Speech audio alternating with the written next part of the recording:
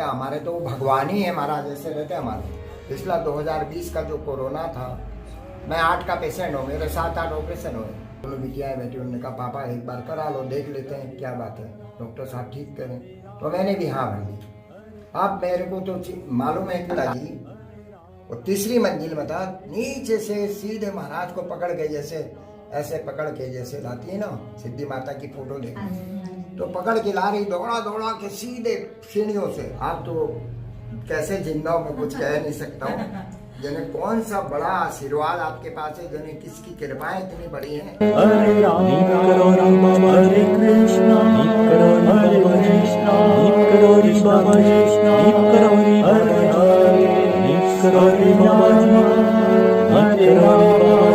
जय जय श्री राम सबको प्रणाम। वो क्या हमारे तो भगवान ही है महाराज, ऐसे रहते हमारे।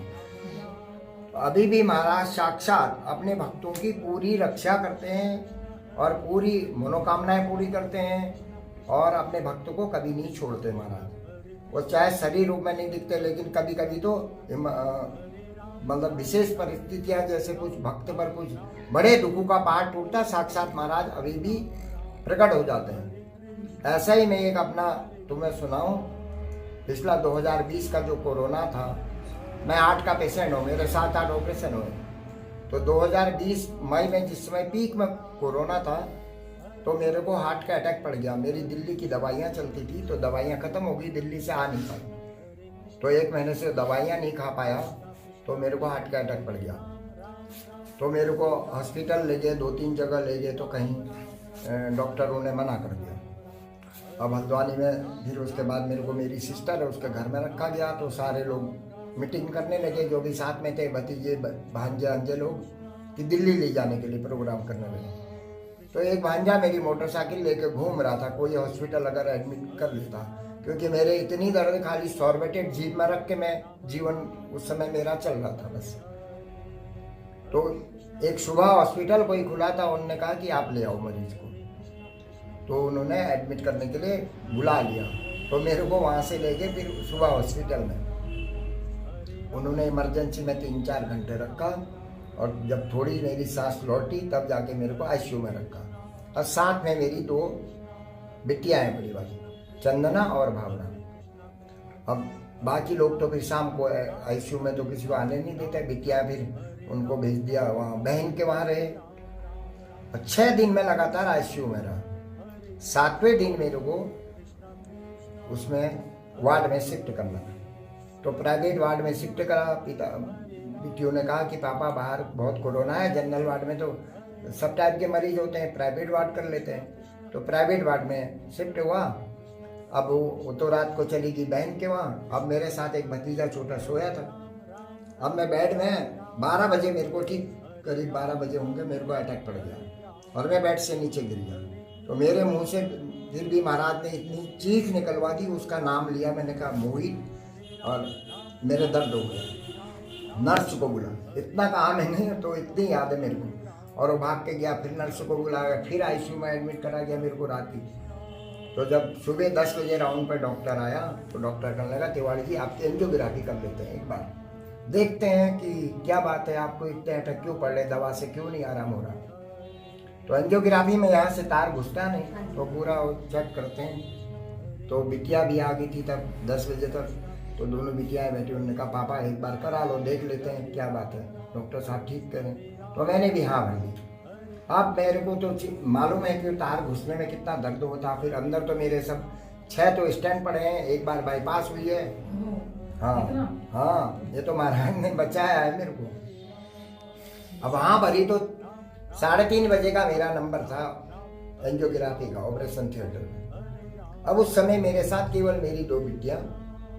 बस जैसे ही मेरे को ऑपरेशन थिएटर के लिए उसमें ले जाने लगे अंदर को, अब मैंने महाराज को याद करना शुरू करा। मैंने कहा महाराज बस मेरे को आज बचाना, और मेरे को कैसे भी जिंदा घर पहुंचाना। और मेरी तो यहाँ 2 बिटियाँ हैं, और अगर मेरे को कुछ हो गया तो इनको कौन देगा, क्या होगा, और ये तो ऐसे ही मर जाएंगी।